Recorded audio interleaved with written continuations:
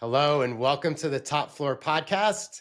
I am your host, Darren Canthal. This is the Denver edition and episode number 6. Charles, that's one of my lucky numbers, by the way. Lucky number 6. Awesome. I love it. When I played Little League, that was my number, and I still love it.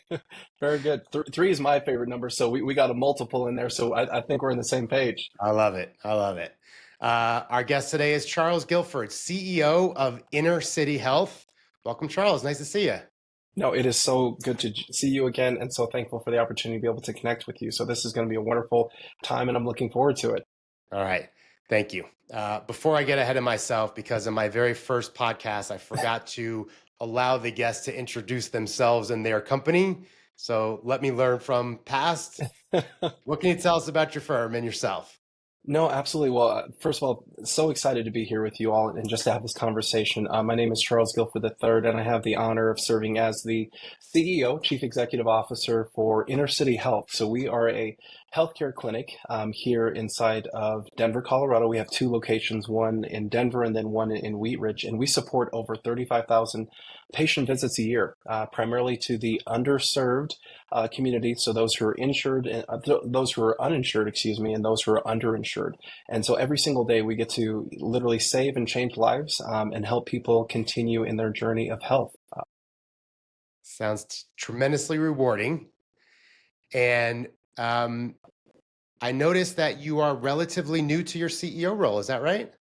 That is correct. I have just cut my teeth. I passed my 90-day time frame. So the fact that we're still having this conversation suggests that the board has, some level of confidence in me. So I'm very thankful to have just passed that 3-month mark, and have learned so much in the course of this journey. I have an amazing team, of individuals I get to serve, serve alongside every single day, and just the work that we get to do every single day is just truly inspiring and remarkable.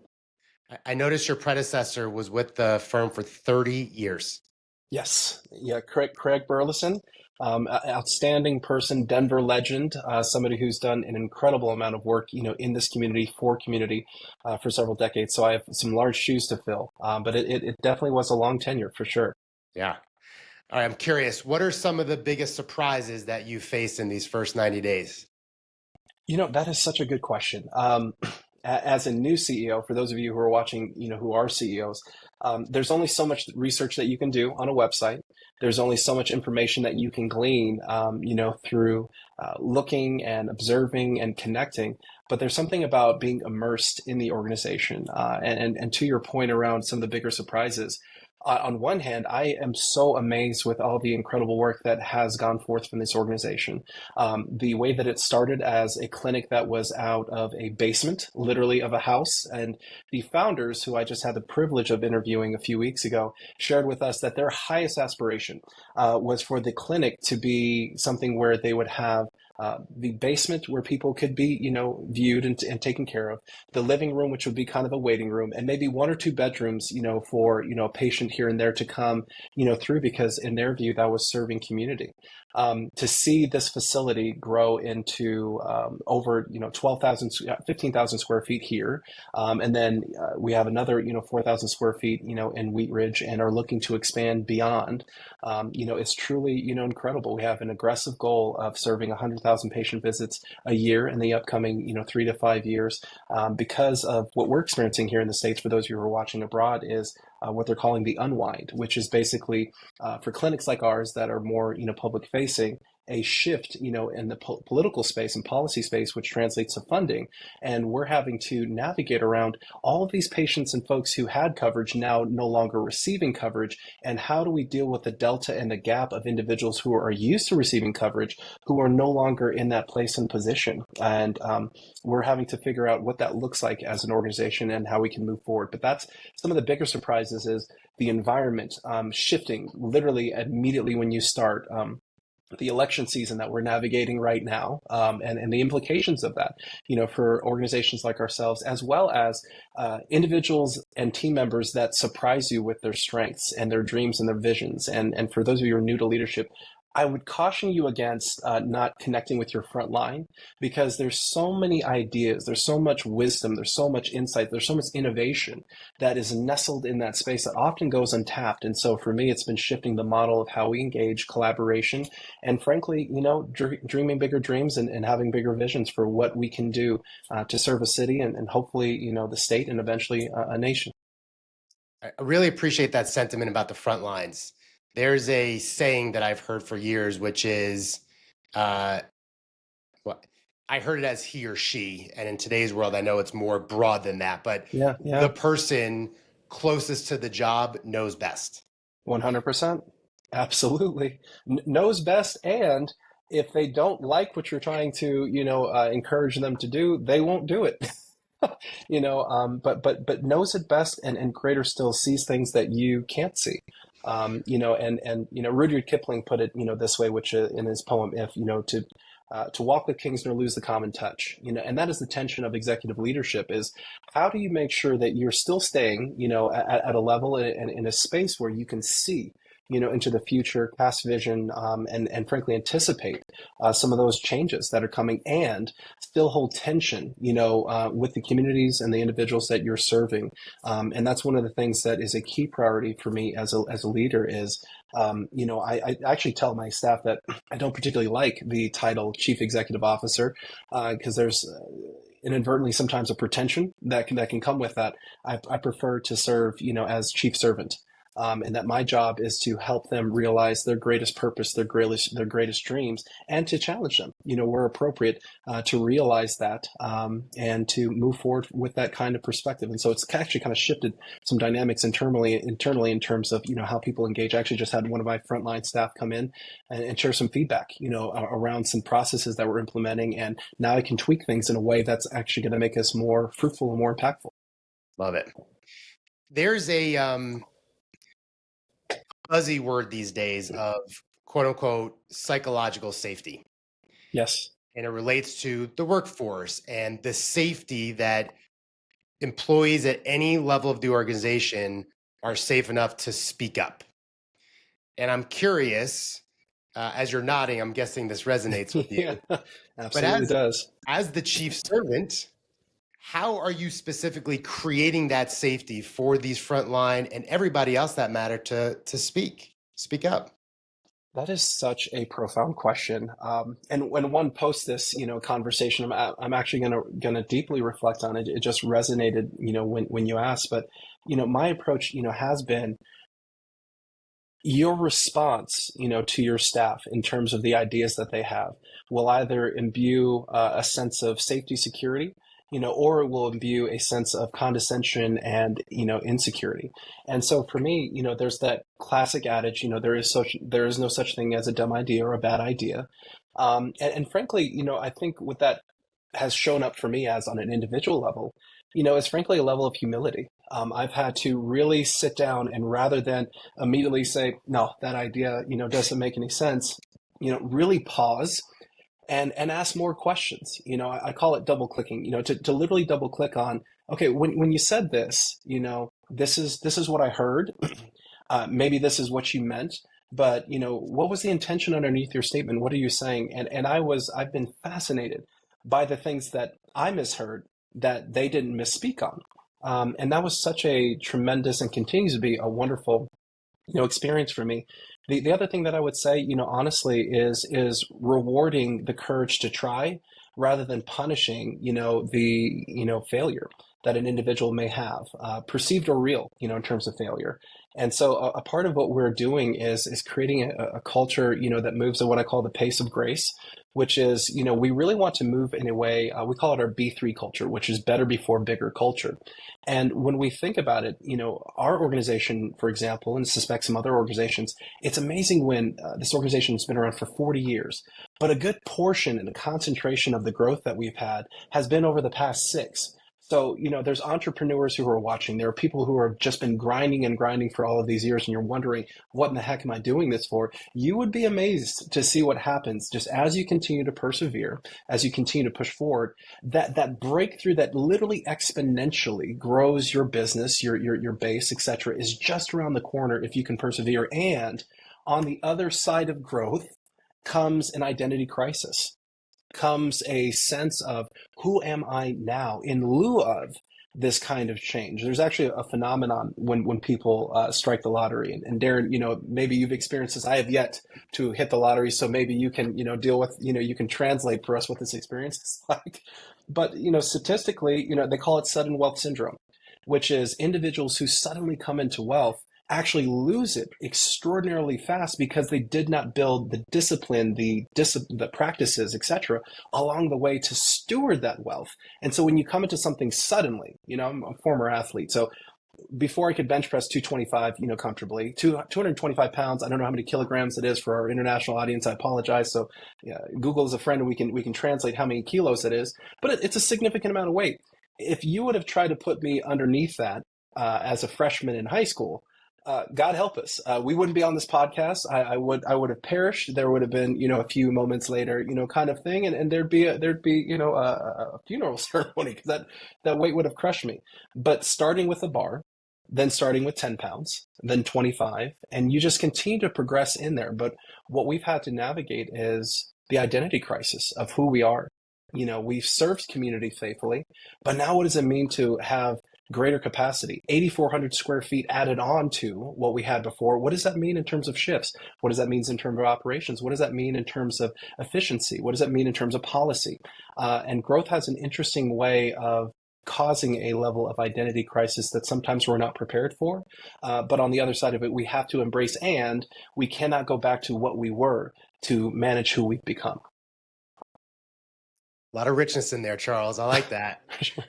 I appreciate the sentiment about the discipline, building it, thinking about benching 225, which I've never done.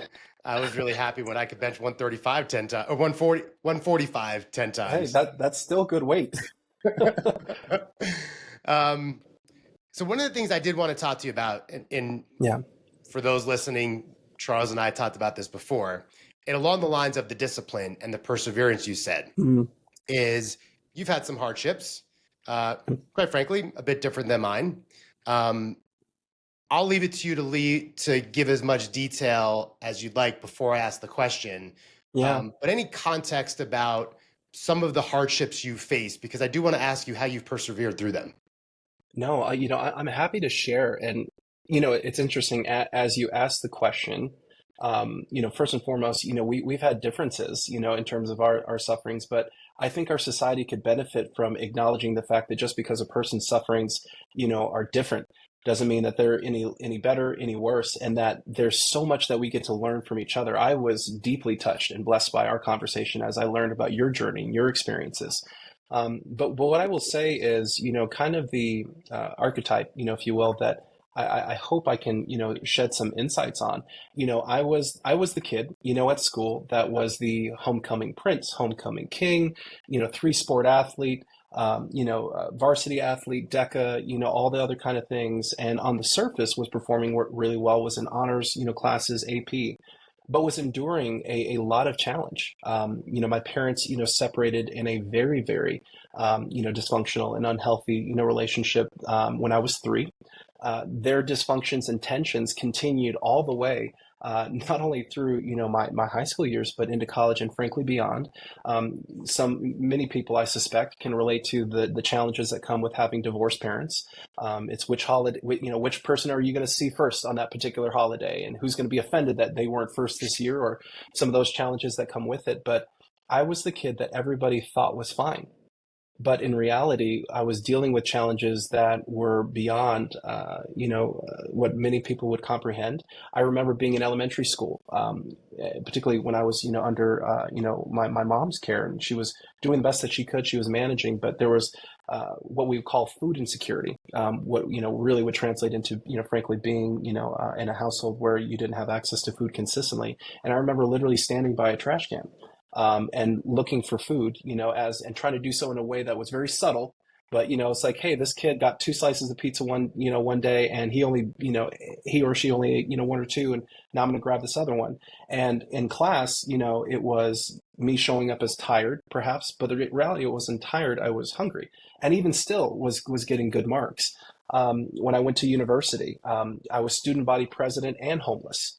And so it's this interesting dichotomy of the public perception that many people can have for individuals who are quote unquote high achieving, but sometimes how that is both a calling and an adaptive, quality, which is I have to keep achieving in order to receive a level of success, a level of love, a level of acceptance. And conversely, it's as a person of faith, it's what God called me to do. So there's this interesting tension of do not confuse somebody who's thriving in terms of certain aspects that we would, mark as success as an indication that everything's okay. In college, I endured foreclosure. Less than 6 months, after enduring that foreclosure, after I moved out of my parents', home because we lost it, moved in with one of my best friends. He was like my brother, and his mom was my mom. Many of you can relate to, when you achieve that level of friendships, you're no longer the kid next door. You're literally a part of the family. And she was the most important maternal figure, to me. She taught me so much about gentleness because there was a strain in the relationship, that I had with my mom. As much as I love her, and she's an amazing woman, she very much has guided and really inspired my passion of the world and, how I see change and the duty that we have to the world. She's a remarkable person, and there were still challenges. And this woman who was my mother began describing pain in November of 2010. And we took her to the hospital, which is kind of this full circle moment of being in healthcare now. And they looked at her, but didn't find anything. And they sent her home with some pain medication. They didn't do a thorough analysis, quite frankly. And fast forward less than 6 months later, I get a phone call from my best friend. And this is right around finals time, my senior year of university, and just finishing up, some coursework and things that I wanted to do, there. And he says, I need you to come to the hospital right now. And my best friend is 6'5". I'm 6 foot. I wish I would have gotten just a few more just to technically be 6'1", so that way it doesn't seem like a lie. But but I am 6 foot. But he came out all 6'5" of him of the doorways of the hospital at midnight and collapsed in my arms and said, they found cancer in mom and it spread through her lymph nodes and she's not going to make it a week. And she lived another 5 days. And he and I are still college kids. I mean, we don't know anything about. I mean, we barely know how to make a box of Nestle cookies properly with the instructions, much less take over rent, take over being essentially kids having to raise ourselves because of some of the gaps and challenges with our parents. And so she passed away.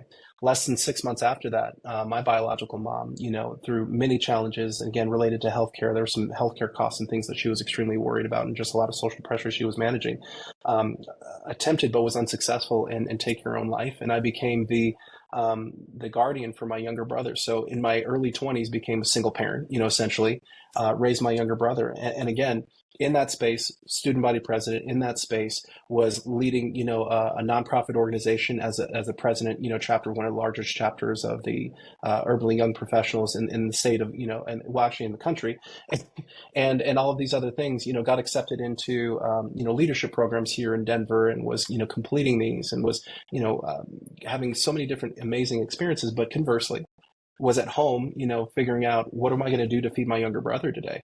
Because we don't have enough food to take care of ourselves. So I'd let him eat, and then figure out, ice water with lemon, which is a trick, for those who've been food insecure. It's, it's those kind of things that help with the hunger pains. So that's really at a high level, the story. There's so many details, but for somebody watching who can empathize, or somebody watching who maybe is managing somebody and you see a gifting on their life and a calling, or, an effectiveness or what have you, make sure you're doing your due diligence in terms of not assuming that how they're showing up is necessarily how life is showing up for them. That the impacts and the blows and the crushing that comes with life for us all in different seasons is something that you're extremely sensitive to, because sometimes I think we misperceive, those who are able to wear a smile as some people who have something to smile about. And there's a distinction between joy and happiness, and life has a way of presenting us with circumstances that rob us of that happiness, and we can still choose joy. We can still choose to keep fighting. We can choose to keep persevering. First, want to commend you and thank you for your vulnerability. I don't want to Thank you. rush past it without acknowledging it. That's brave. Thank you for sharing. For sure.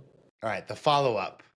You had a chance to choose happiness, joy, and to persevere. And I'm Mm. curious, what do you attribute that to? Why were you able to persevere in light of all those hardships? That is such a great question. And I will say, even at the genesis, of our conversation, we talk about my parents, getting separated at 3. But at the age of 5, I remember I got lost in my bicycle one day. Back in the day, for those of you who are, watching, maybe of the younger perspective, we played outside. We There was this amazing world called outside, where you were able to play on streets, and your parents did not check on you. There was no air tags. There was what we call the porch light, which was a firm policy which suggested that by the time that light was on, you had to be home. If not, then your life, gentle parenting was not a concept, or a construct back then. But all that said, it was getting darker as I was riding this bike, and I was really scared. I was scared of the dark. I was that kid. And I just remember hearing and this impression in this space of knowing, if you will, that said, turn left. And I went left down this one street. And then that same, kind of voice and kind of guiding space said, turn right. And I was able to find my way home. And what I will say, about that for me was, in terms of what has kept me, is my relationship and my faith, my relationship with God and my faith. And that may show up for many of you in different ways. For me, it shows up as my faith in Jesus and the relationship that I have with the Holy Spirit. And what I will say in a broader sense, when we think about perseverance, is oftentimes we relegate perseverance to this inner grit and determination, and I'm going to fight and I'm going to. And the reality is, on one hand, that's an element of it. Don't get me wrong, that there is very much so this power of getting back up and what resilience necessitates. And I will also say, in my experience, there's a grace and a kindness that life visits upon us, such that there's always something along the way that helps us see that we're not on our own. There's always something along the way that lets us know that we're not enduring this by ourselves. And what I had to choose was to see the signs that were there the whole time, rather than be blinded by my own anger, be blinded by my own bitterness, because I've gone through both seasons where it's curse God and die, kind of mode. It's those of you who didn't grow up in the late 90s, early 2000s. There was a group called Creed. They were really fantastic. The guy had an amazing kind of accent, when he would sing. But there's a line, that says, it's a song called, essentially 6 Feet from the Edge. And he says in the lyric, I yelled back when I heard thunder. And the raw emotion of where you have to be in life to just scream back at this mighty force. And many of us have been in that space where you're just so overwrought with, how could this happen in my life? How could I lose this person? How could I lose that family member? How could this job that I've worked so hard for, this degree program, the school that I thought I was going to accept it to, this promotion that I thought I was going to get, this deal that I knew I was going to close, this marriage that I knew that was going to last, this child that I knew that I was going to have. There's so many different challenges and hardships that we encounter. And what I had to choose was to believe that in some strange way, all things work together for the good. So if it's not good, life is just not done working through it yet. And through the process of being patient, it's amazing what can happen in the course of one day. My best friend and I, after we lost mom, his mom, my mom, we sat, and we do this every year now.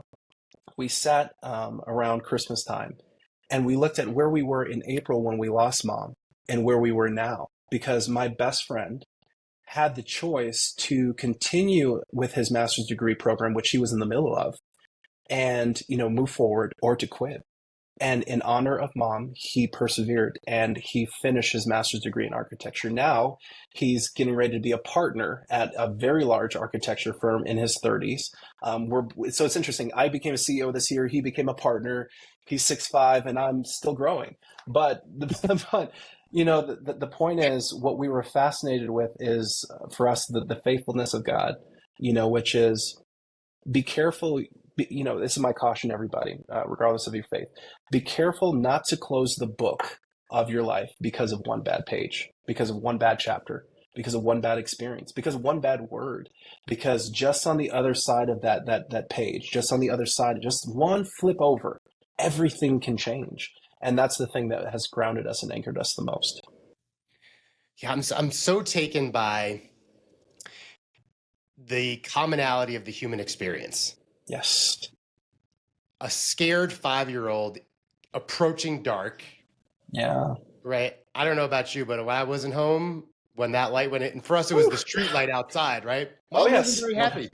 Not happy at all. No, no, that's that's a terrifying experience. Yeah, right. We share it, right? I've lost a parent, as have you. Yeah. Just to piggyback on two different things, but it's the human experience that is the same. It's the mourning, it's the sadness, it's the fear, it's the perseverance, it's the happiness, joy. We all share it. And I think all too often, some of us, people I encounter, I'm sure same as you, is we get lost in, I'm alone. No one Yeah. else experiences this. There's no one for me to Yes. turn to. Yeah. And I think that's the exact wrong Hmm. thing. I think there's always somewhere to go. I think at So least. good. That's profound. No, I agree. And on one hand, I want to thank you for thanking me for the gift of my vulnerability. What I will say is I offer it because what I have found is through the vulnerability of that offering, you afford people the permission to be vulnerable with what they're going through. And just in you sharing, you afford somebody permission to share what otherwise they may not. And even if it's not the same thing, just knowing that you're going through something, particularly at the level of being a CEO, there's kind of this unfortunate narrative, and I'm trying to get to the bottom of,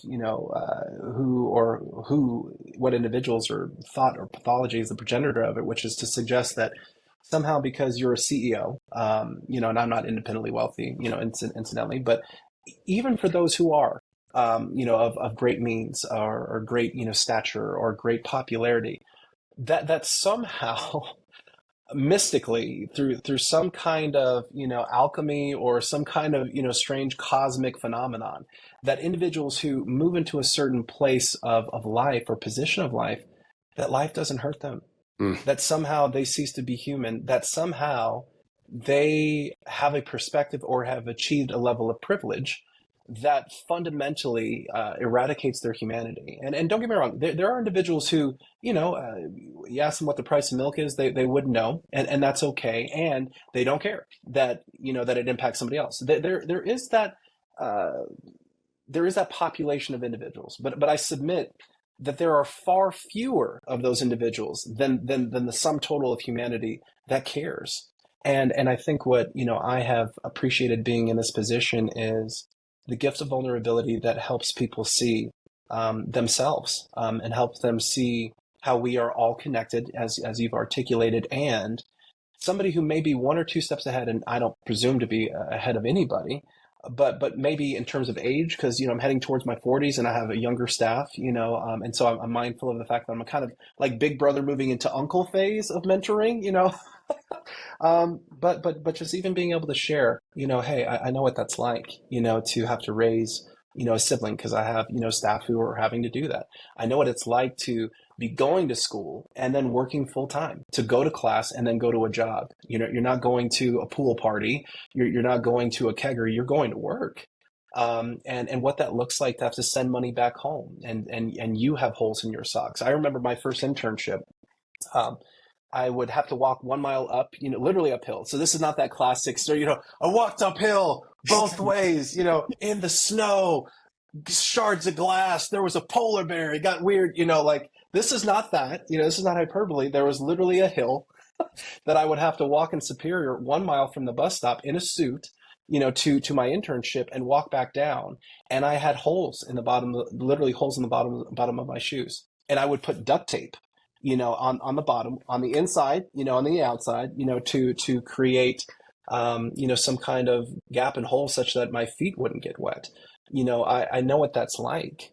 Conversely, I know what it's like, now to have, met and sat with, sitting presidents, of the country. I know what it's like, to have, traveled the world and everything else. And again, just one flip of that page, and I'm not saying that people who are watching this desire those things, material things, are ever so vacuous. Because it's amazing how much you want this particular model of a car, and then 2 years later they come out with a brand new one, and you're like, wait a minute, mine's now old. Or this particular style of house is all the rave, and then all of a sudden they shift away from it. It is amazing how there is no satisfaction to be found in the things that we can see, but there's so much beauty in that which we can't, which is the spiritual experience we get to have, the connection to each other, love, even grief, the many strokes of this mosaic that life is, and the composite that we become as a result of it. I was going to ask you what role vulnerability plays in leadership, and I think you've just answered that. There's a book that it's called The Leadership Challenge. It's a relatively dry read. I listen to books now, and the guy narrating it, has got a very deep voice, and this is what we talk about in the Leadership Challenge, Yep. And so the reason I bring it up is they talk about these five practices of exemplary leadership. And the very first one is model the way. And the reason I say, in my mind at least, you answered it, and if you didn't, you want to expand, please do. But the fact that you're leading with vulnerability, I forgot how you said it exactly, but affording people the permission to share their own because they're watching their leader do it, like that's super powerful. The other thing to add to that is, yes, somewhere along the way, somehow the execs of the world were taught, told, expected to be all-knowing, right? No chinks in the armor. Don't None. let them see you sweat. It's Nope. all business. It's all BS. Exactly. Oh, can you make a t-shirt? I would seriously love for you to make a t-shirt off of that. That is so good. Ugh. So anyway, I just wanted to share that. So thank you for sharing about the Yeah. vulnerability, because I am positive your vulnerability is lending itself, adding to promoting the Yeah. psychological safety in your organization. I have no doubt of that. So No, kudos. that's the hope. Thank you. Thank Yeah. you for that. Something you said earlier, I am curious to come back to about the growth of reaching 100,000, and you don't call them patients. What do you call the people you serve? So there's a couple ways in the clinical space to describe it. There's patients, and then there's patient visits. Okay. And we count visits. The number of Visits. times that people come into our clinic, and our goal is to have more visits, more people come in, because in Colorado, for us uniquely, we're experiencing a shortage of 265,000 Coloradans who are without healthcare. That previously were with health, were covered under healthcare. And it's not unique, to our state. There's a lot of things that have shifted, post-pandemic. But for us, it's recognizing how large that group is and what portion, of it that we can change. Because, again, leaders, you can't solve every issue necessarily. You can change the world, which incidentally I profoundly believe. And you change the world by picking a particular segment or segments, of impact, and then rallying around other people who have the same mission and same focus. And they take their chunk, you take yours, and collectively, the whole is served. Love it. With the goal of reaching those 100,000 visits, right? You, Charles, can't singularly make that happen. So you've been there 90 days, right? You're going to be there another 90 days. That reaching the 100,000 visits is a goal of, the relative near term, right? 2025, or I don't know if you said exactly. What's your idea? What are your thoughts? What's your plan, if you will, in these next 90 days of how do you, rally the troops around this common goal? Yeah. It is such a great question. And what I would say is, my focus over this next 90 days, first 90 has been observe, learn, and just really immerse. Next 90, is really casting vision. And I didn't casting vision, and part two for me as a leader is identifying visionaries. There's again, for those of you people of faith, in terms of Christian, background, or familiar at least with the story, there's this promised land, that Moses, essentially, was leading, the people of Israel, to. And there were 12 spies that went to go spy out, this land. And what happened was, um, out of the 12, 10 of them gave a negative report, which they said, oh man, these grapes are way too big. There's grasshoppers, there's giants. And two said, yeah, but we can still do this. We have, for that, the way that I articulate, and frankly, the way that I view my life is we have God on our side. And so therefore, because there is a grace, to do it, there's a purpose to do it, there's, a vision to do it, we're going to move forward. And what's fascinating is you fast forward in the text, the only two out of the 10 who moved into and were able to lay hold of that promise were the people who believed. And so for me as a leader, as a CEO, and again, if you have a faith background or not, I assure you faith or confidence or belief is an essential thing that you need to have on your leadership team. You cannot walk with people you're not in agreement with, because that's where literally two visions are birthed. And so if you're not careful, somebody who sees something differently will create, unnecessary tension, in your organization. And to be clear, this is not permission for you to be, some, dictator or some, type of tyrant. We don't want that. We don't want that regression back to, do as I say and all the other things that I think we've evolved, in terms of leadership philosophy over the years. But you do need agreement. And over the next, 3, months, 90 days, is finding people who see and don't have to see what I see, but just see and then tap into what they're seeing and see how we can all channel that vision towards a common purpose. Even the anatomical features of the eye. It's not just one particular dot. There are literally, lenses and rods that are all pointed in a similar direction, each one perceiving something uniquely, but perceiving something for the collective that creates vision. And that's the goal of leadership, is to find those rods, those lenses, those cones, those entities that when focused in the same direction, now we can receive information, and then we can have strategy, and then we can have movement, towards that particular thing. Man, all right, couple comments. Then I got a couple more questions for you. The first is, a lot of times when I'm working with executives or leaders through change, one of the things we always come on to is, who are the early adopters or the early champions that we 100%. Can lean into?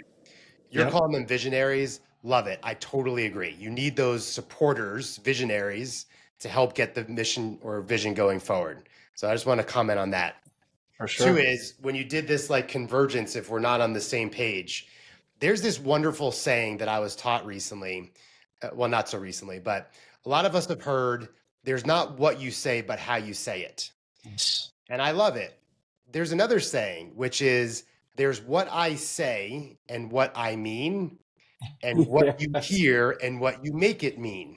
Yeah. And you said something earlier about getting clarification, and you said, I had misheard, they had not misspoke. Yeah. Yep. And that's part and parcel with, for sure, there's what I hear, what I make it mean. So I just want to comment. I thought that was really cool that you had said that earlier. Wow.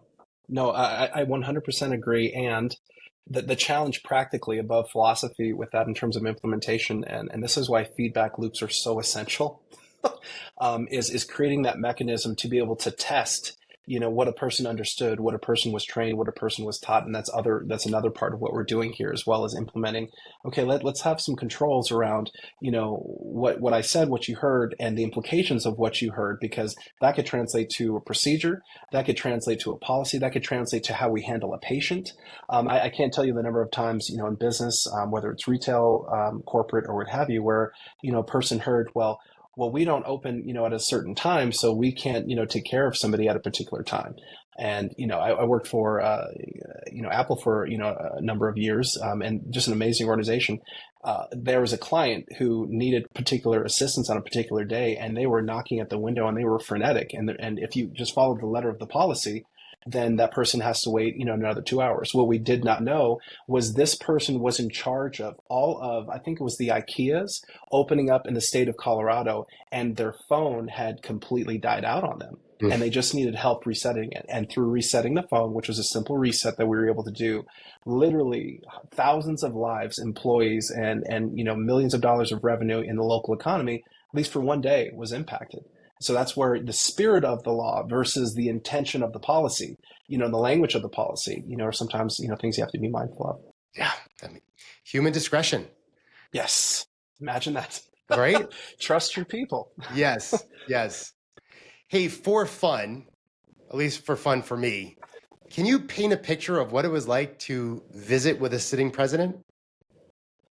So what I will say is it was a very incredible experience. In the course of the interaction that you have with them, first and foremost, there's this odd sense of awe, in a sense initially, but then you quickly realize the humanity of this person. And you quickly realize that your time with them is extremely valuable, and what you need to say and have clarity, around, which is another, encouragement of leaders, whether they're young leaders, or more, tenured leaders, is, the degree to which you are clear on the vision that you have, the need that you have, the ask that you have, the more likely that is to be fulfilled. Because ambiguity to me conveys a lack of conviction, around conviction or development or maturity, in the vision that you have. And all are fine. And it's amazing how life presents you with opportunities, and it is in the life of the opportunity that the opportunity exists. And you just always want to be prepared, because you quite literally never know who you're going to run into. But it was a remarkable experience. You keep your distance because Secret Service is within, great proximity. And, in that moment, my desire was, how can I serve you in this moment, which was disorienting, for them. So that was a really, an incredible experience. And met some other folks, and, one of them wasn't a sitting, president, but would later become a vice president, and is now, due for, being potentially, depending on the election shakes out, the president of the United States. And that was a great conversation too. I thank you for sharing. Um, Dana Carvey, the comedian, told this funny story that I heard. He used to I love do him. yeah, he did a great impression of George Bush Sr. Yeah. And I think Dana Carvey said when George Bush Sr. lost the re-election, Yeah. George Bush, called Dana Carvey and said, "Hey, morale is down. We'd love for you to come to the White House and do your bit." And Dana Yeah. Carvey said he was so taken, his first question back to him was, "Well, where would I sleep?" And that's what he said to George Bush. "Where would I sleep?" when he invited him? And he said, George Bush was like, "You'd stay here at the White House with us." Oh, And it was such a wow. really Oh interesting my gosh. story to Yeah, hear Dana Carvey tell it about, for sure. in that moment, right? You say something so silly, right? But that's what he said. Yeah, absolutely. Absolutely. Charles, thank you. This was a wonderful conversation. Appreciate your time. You're an inspiring man. Oh, Uh, thank you so I much. can I easily see appreciate that. why you were unanimously voted by the board to replace a 30-year tenured CEO. And I am sure the folks that you work with are proud to follow you. You're an Oh, thank you so inspiration. much. Yes, sir. It's an honor. Thank you for the time. Thank you. I appreciate it. Take care.